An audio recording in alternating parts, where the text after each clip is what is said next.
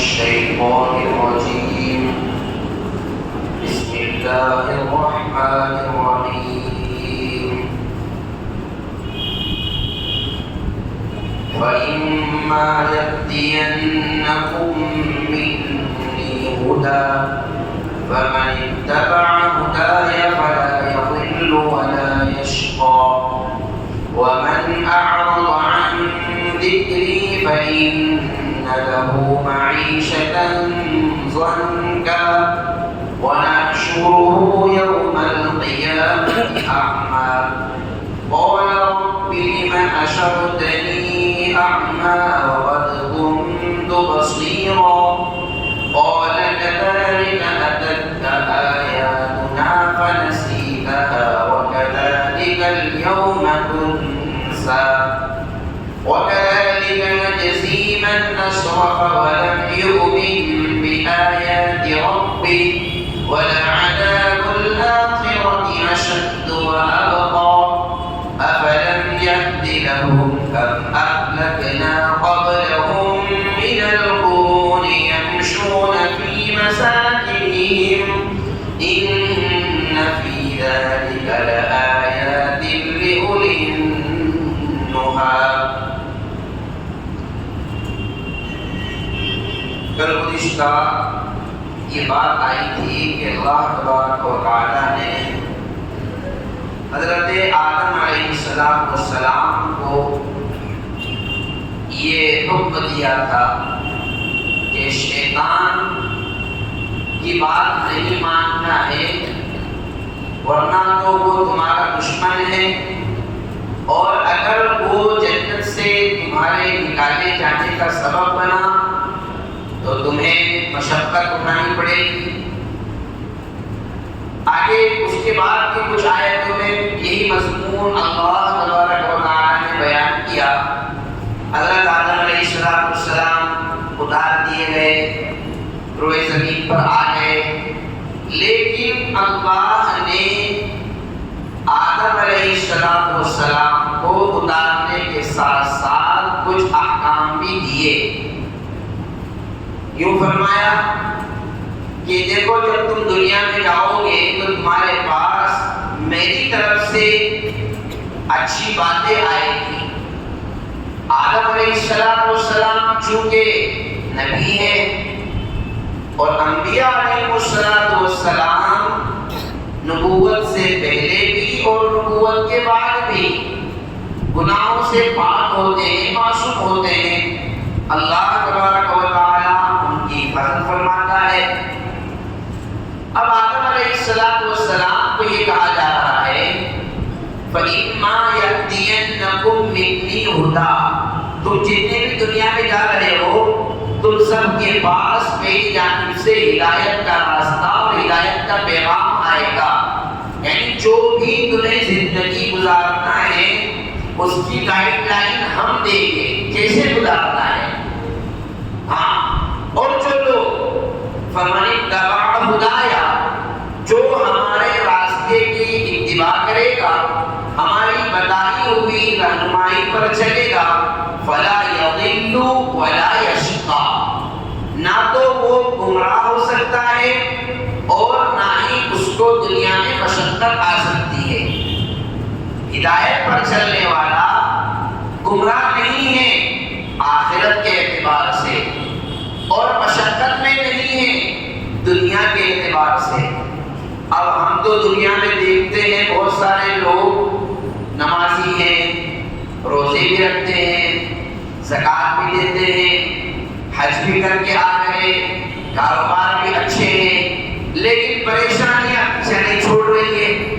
مولانا صاحب ایسا کچھ کرو, ایسا کوئی نقش دو, ایسا کوئی تعویذ دے دو کہ سکون نہیں ہے, اطمینان نہیں ہے, بے چینی ہے اور بہت زیادہ پریشان ہے.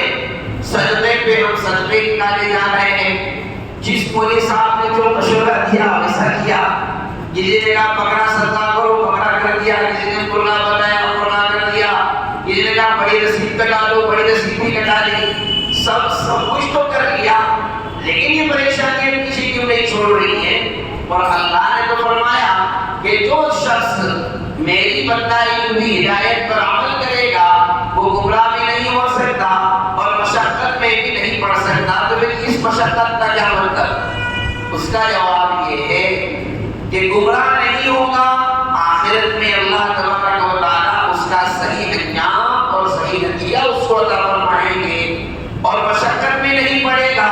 یعنی بندہ مومن کی صفت یہ ہے کہ دنیاوی اعتبار سے اگر اس کو کچھ تکلیف پہنچ بھی جائے گی تو اس کے دل کے اندر اللہ تبارک و تعالیٰ کی عظمت ہر حال میں برقرار رہے گی، چاہے دنیاوی اعتبار سے، مالی اعتبار سے، جسمانی اعتبار سے کچھ کو کچھ مشقت آ جائے، وہ اس سے منافی نہیں ہے۔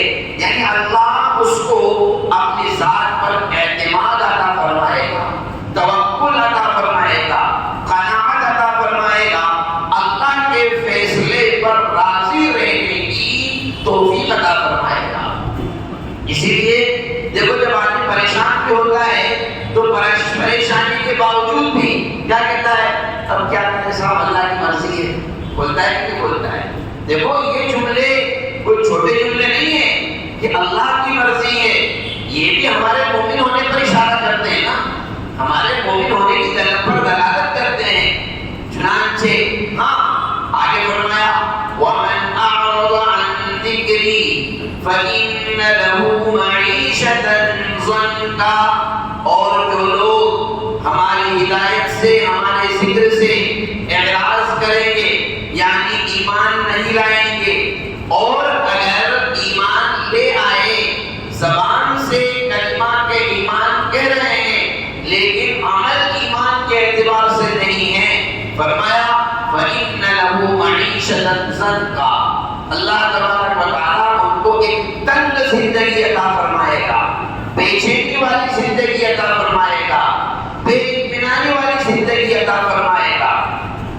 اب ہم دنیا میں دیکھتے ہیں بہت سارے لوگ جو نماز کے ٹھکانے نہیں، روزے کے ٹھکانے نہیں، جوئے کے کاروبار کر رہے ہیں، سٹے پہ سٹا لگائے جا رہے ہیں، اور بس ان کا کاروبار حرام کا ہی ہے، لیکن ہم کو ایسا لگتا ہے کہ ان کو کوئی تکلیف ہی نہیں ہے، ہم کو ایسا لگتا ہے کہ ان کو کوئی تکلیف نہیں ہے، وہ تو بہت آرام میں ہے۔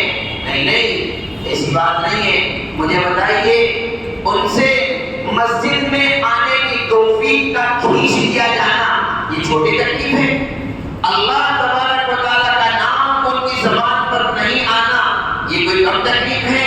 ان کا اللہ کی یاد میں نہ ڈوبنا یہ کم تکلیف ہے؟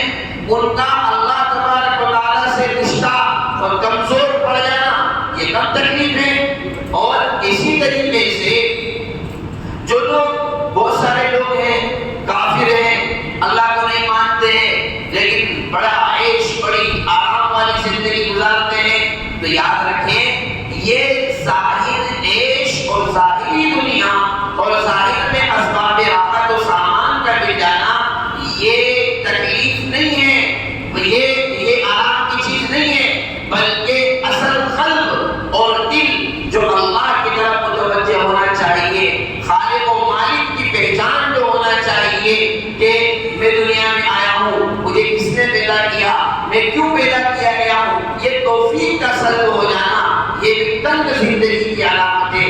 اسی طریقے سے اسباب کا ہونا، مال کا ہونا، دولت کا ہونا، لیکن قناعت کا نہ ہونا۔ قناعت کا مطلب کیا ہے؟ اللہ نے جو روزی عطا فرما دی بندہ اس پر شکر ادا کرے، اور اگر نہیں ملا ہے تو صبر کرے، یہ قناعت ہے۔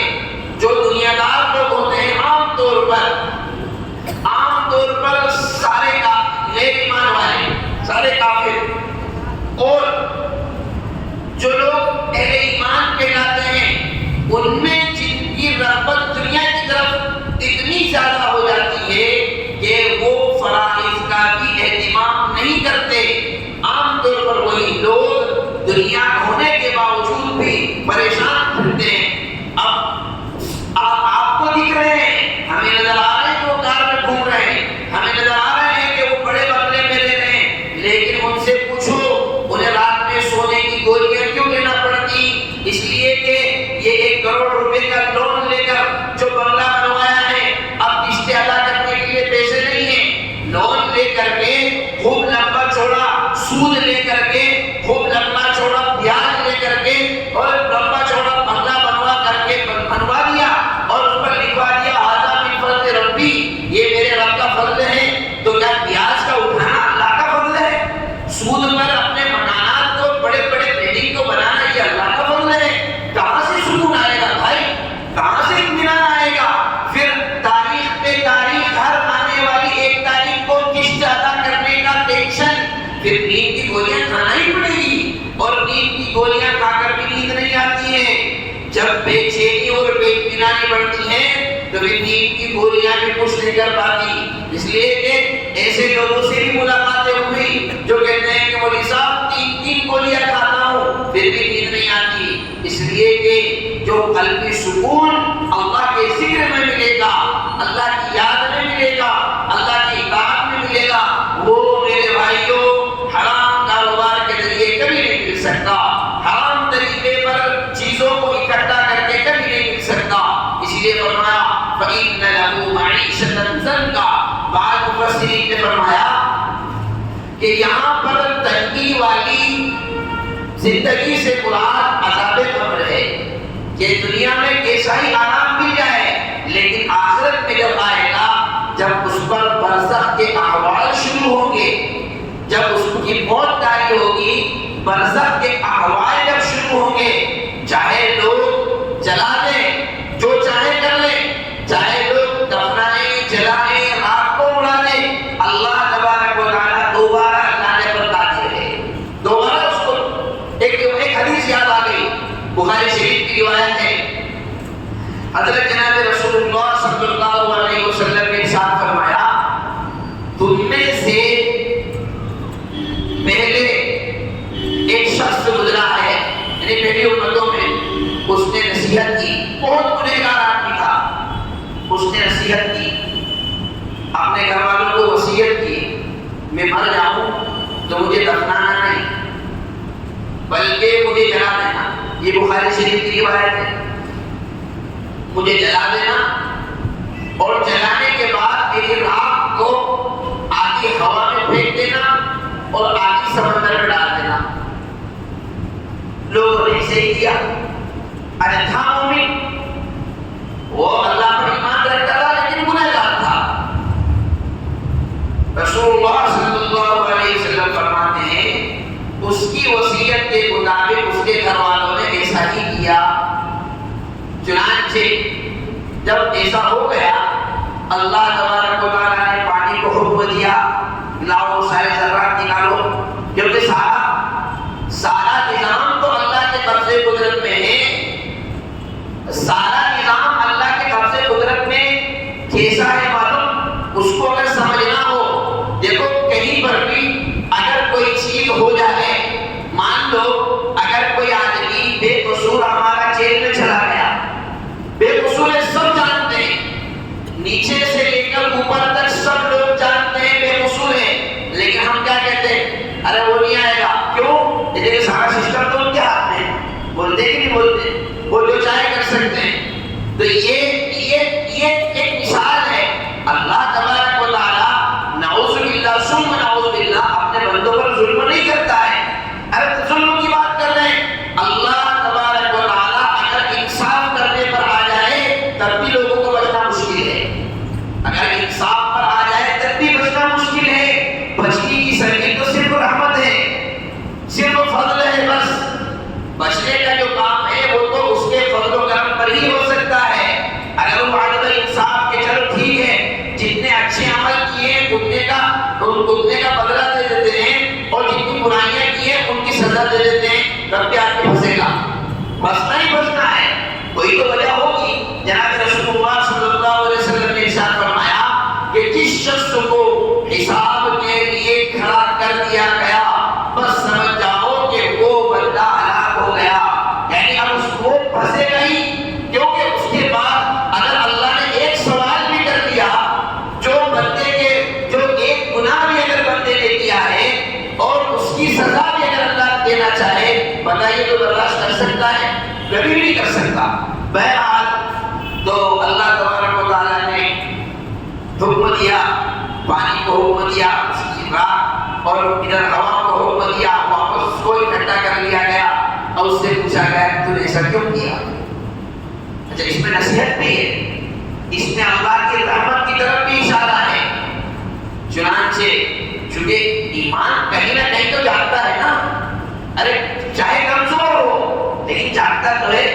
کہنے لگا یا اللہ مجھے پتا ہے آپ ہر چیز پر قادر ہے، میں نے اس لیے نہیں کیا ایسا کہ آپ سے بچ جاؤں گا یا میرے ویسے ہو جائیں گے، سرکار ہو جائیں گے تو نعوذ باللہ آپ عاجز ہو جائیں گے، ایسا نہیں، اس لیے نہیں، بلکہ میرے ذہن میں یہ آیا میرے گناہ اتنے ہیں کہ مجھے سزا تو ہر حال میں ملنا ہی ملنا ہے۔ بس ایک شکل میرے ذہن میں تھی کہ بچنے کی اگر کوئی شکل ہے کہ یہ ہے کہ میں راکھ بن کر اڑا دیا جاؤں اور سمندر میں بہا دیا جاؤں۔ آپ کا خوف مجھ پر اتنا طاری ہوا، اتنا طاری ہوا، جناب رسول اللہ صلی اللہ علیہ وسلم فرماتے ہیں اللہ تبارک و تعالیٰ نے اس سے کہا کہ یہ کام میرے خوف کی وجہ سے کیا تھا، یا اللہ آپ کے خوف سے کیا تھا، جب تیرے دل میں میرا خوف تھا کیا میں نے مغفرت کر دی۔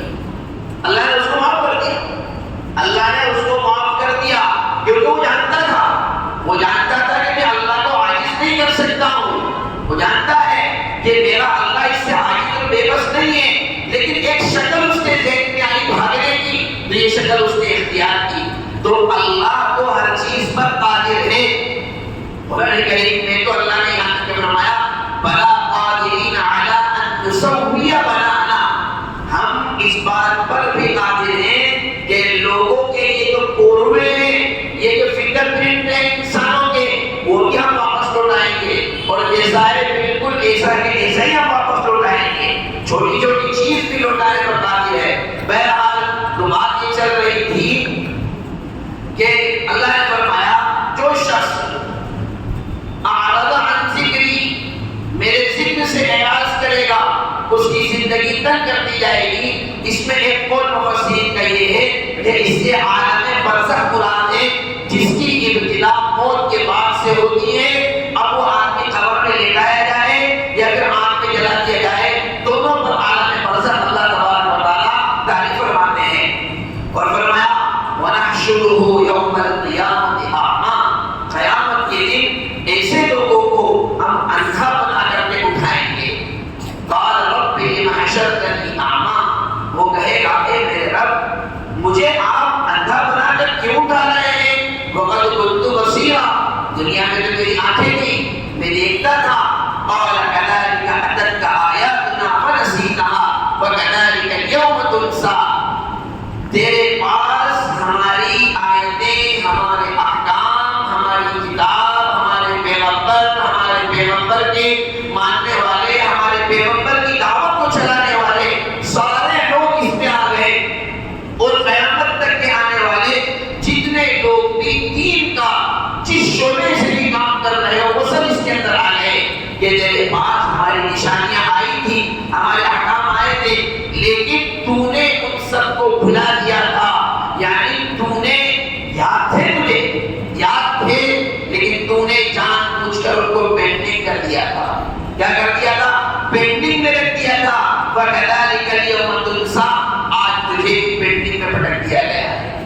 آج رحمت تیری طرف متوجہ نہیں ہوگی، اور رحمت کے فرشتوں کو بھی کہہ دیا گیا ہے کہ اس کی طرف توجہ نہیں کرنا ہے۔ وَكَذَلِكَ الْيَوْمَ تُنسَىٰ وَكَذَلِكَ نَجْزِي مَنْ أَسْرَفَ، فرمایا اور جو شخص بھی اپنے آپ پر زیادتی کرے گا، اسراف کرے گا، ہم اس کو ایسے ہی سزا دیں گے۔ وَكَذَلِكَ نَجْزِي مَنْ أَسْرَفَ وَلَمْ يُؤْمِنْ بِآيَاتِ رَبِّهِ، اور اللہ کی نشانیوں پر یقین نہ رکھے، اس کو اللہ تبارک و تعالیٰ اس کو ایسے ہی سزا دے گا۔ وَلَعَذَابُ الْآخِرَةِ أَشَدُّ وَأَبْقَىٰ، اور فرمایا آخرت کا عذاب سخت بھی ہے اور باقی بھی رہنے والا ہے۔ دنیا میں اگر تکلیف پہنچی ہے تھوڑی بہت تو وہ موت پر ختم ہو جائے گی، لیکن آخرت کا عذاب میرے بھائیوں اگر بغیر ایمان کے دنیا سے چلے گئے تو دائمی عذاب ہے، اور ایمان کے ساتھ گئے گناہوں کی کثرت کی وجہ سے اگر اللہ نے عذاب میں مبتلا کیا، اللہ ہم سب کو محفوظ فرمائے، اللہ ہم سب کی حفاظت فرمائے۔ اگر اللہ تبارک و تعالیٰ نے مبتلا کیا چاہے عارضی طور پر ہی کیوں نہ لیکن چونکہ برداشت کی طاقت نہیں ہے، برداشت کی قوت نہیں ہے، برداشت کرنا کی ہمت نہیں ہے، اس لیے ہم نہیں کر سکتے اس کو برداشت۔ اللہ نے کیا فرمایا؟ وہ سخت بھی ہے اور باقی رہنے والا بھی ہے۔ افلم یاتی لہم، آگے فرمایا گیا یہ لوگ، یہ مشرکین مکہ، جو آپ خطاب کر کے کہا کہ مشرکین کو، یہ لوگ دیکھتے نہیں ہیں کم اہلکنا قبلہم، ہم نے ان سے پہلے کتنی بستیاں ہیں جو ان سے بھی زیادہ طاقتور تھی، جو ان سے بھی زیادہ طاقتور تھی۔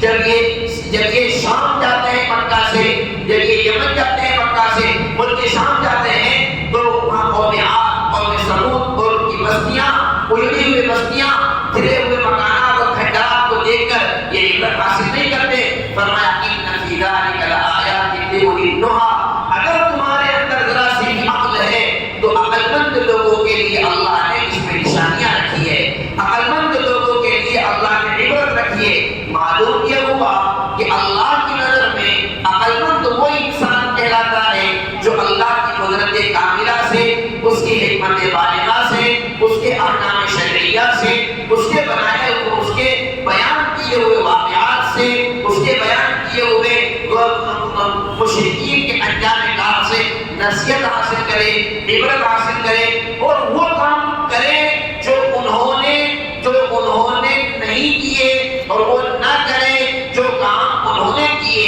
یعنی انہوں نے اگر اللہ کی نافرمانی کی ہے تو بندہ مومن نہ کرے، انہوں نے اگر اللہ تعالیٰ کی اطاعت نہیں کی ہے، بندہ مومن کا کام ہے کہ وہ اطاعت کرے تاکہ اللہ تبارک و تعالیٰ کا قرب اس کو حاصل ہو۔ اس لیے فرمایا ان فی ذلک لآیات لأولی النہی، عقل مند لوگوں کے لیے اور اس کی پریکٹس کے لیے، اس کام کی مشق کے لیے، اس کام کو عملی جامہ پہنانے کے لیے، ہر قسم کی برائی سے اپنے آپ کو محفوظ اور اپنے آپ کو نجات دلانے کے لیے رمضان المبارک سے اچھا موقع اور اس سے اچھا مہینہ ہمیں نہیں مل سکتا ہے۔ اللہ تبارک و تعالیٰ ہم سب کو غلط آنے کی توفیق نصیب فرمائے، ہم سب کی اصلاح فرمائے، برائیوں کی حفاظت فرمائے، اچھائیوں کی توفیق عطا فرمائے۔ وما توفیقی الا باللہ، سبحان اللہ وبحمدہ۔